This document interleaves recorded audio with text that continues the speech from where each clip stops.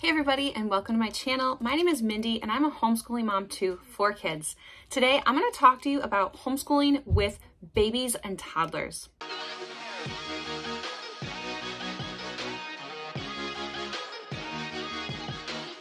This is our 4th year homeschooling, and I have always had either a baby or a toddler or a combination of the both.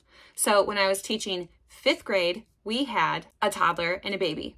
When we were teaching 6th grade, we had a pre-K student, a toddler, and a baby. We were teaching 7th grade, we had a kindergarten student, an older toddler, and a baby. This year we're doing 8th grade, and we have a 1st grade student, a pre-K student who's pretty much in the toddler age still, and another younger toddler. So I think I have a vast amount of experience with teaching, homeschooling, with toddlers and babies. Today I'm going to talk about some practical tips that have helped save my sanity, and that were not elaborate things, not these Pinterest, Instagram worthy, beautiful activities that your toddlers and babies are doing, but I'm just going to share some things that have helped alleviate the stress on my level and have also helped alleviate the stress on the student that needs the most help with their schoolwork. My very first tip is to be flexible. This has helped to save me from so many stressors, and it's something that I've had to learn because I am a planner by nature. I like to know when things are going to happen and where they're going to happen and how they're going to happen. And I had to adjust. I had to adjust my expectations, and I had to learn how to be very flexible. And I think that is what's going to save your sanity also. There have been multiple times where our toddlers or babies, they're climbing all over the table as we are teaching. All 3 of my girls have done this. It's the weirdest thing. I don't know. Do anybody else's kids climb all over the table while you're teaching? The second thing is that I taught the harder subjects during the baby and toddler's nap time. So my oldest student, my son, anything that he really needed a lot of help with, I did during nap time. And so we never had like a set time for subjects. It was like, oh, the baby's napping now, let's do this. So whatever the subject is that is the hardest for your student, or that you need to be the most involved with for your child, do it during the nap time. And if your kids take super short naps, or they don't take naps at all, I'm so sorry.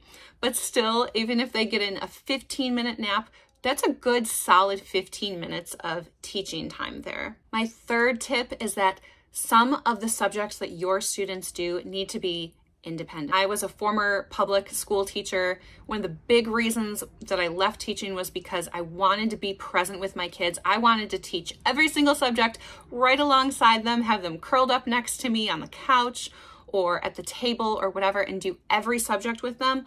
But when you have multiple children, especially babies and toddlers, that is absolutely not feasible, and you're setting yourself up for failure. So there have to be some subjects that are going to be independent for your child. In our particular case, my son was very good at math, and so we were using the Math UC program for 5th grade, 6th grade, and 7th grade. It was a mastery program, so you had to master the topic, and you did that topic all week before moving on to the next one. And because he was very good at math, we would watch the video together on Monday. I would do the teaching with him on Monday, and then the rest of the week, he did that independently. So that was nice because I didn't have to sit down beside him to make sure that he was doing it correctly. And of course, I would look over his work as it fit my schedule, but this was nice because then I could attend to the baby and the toddler. My 4th tip is to use open and go curriculum.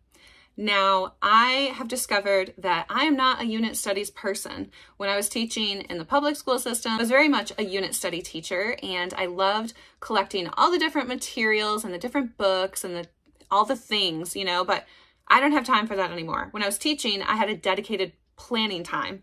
Now that I'm home, maintaining my household, taking care of my kids and all the things, I don't have time for that. So open and go curriculum is what works best for us and our family, and it's been such a lifesaver. Now, if you don't really love Open and Go curriculum, I would highly encourage you to use it for a season and just see that you just open it up, everything's there for you and your student, and it's easy. There's very little prep work with Open and Go curriculum. My 5th tip is to set up very easy toddler activities. And I'm not talking about those Pinterest-worthy activities that, you know, you've seen them all. I don't have time for that. The people that have time for that, I give you a lot of credit. So very easy things that have worked for us. I will get a couple containers of Play-Doh. I will get a couple cookie cutout things. I will put the baby or the toddler into the high chair, strap them in, give them the Play-Doh and the cookie cutters. And you know what? They might do it for 2 minutes. They might do it for 10 minutes. They might do it for any time in between there. But again, that is time for me to focus on whatever the other kiddo needs help with. Another super easy toddler activity is to give them watercolors. And I know this might be kind of stretching it for some people, but watercolor paint in very tiny amount of water. I'm talking like minuscule amount of water. Again, strapping that kid in so they're not getting out and, you know. Another super easy activity that requires very little prep for toddlers is to give them a cookie tray and magnets. So like animal magnets, alphabet magnets, whatever you have laying around your house. That might be an idea for you. Also, just to keep them entertained for a few minutes while you're trying to get that math lesson done or teach a concept or a skill that you're working on with another kiddo. My last and final tip, which is tip number 6, and this might not pertain to everybody, so I'm sorry if it doesn't pertain to you, but I have nursed all of my children. We have always done our read alouds and our ELA program while I'm nursing. And so I've used our nursing time as our read aloud time. And everybody's just kind of sitting around our family room or our couch, and I'm nursing the baby or toddler, and we're just reading aloud together. I hope that you have found some of these tips to be helpful and encouraging and practical for you if you are teaching multiple kids and you have babies and toddlers at home. So remember, be flexible, teach the hard subjects during nap time, have your child do some independent subject, use an Open and Go curriculum, find some easy toddler activities, read alouds during your nursing time. I hope I'll see you in the next video. Bye.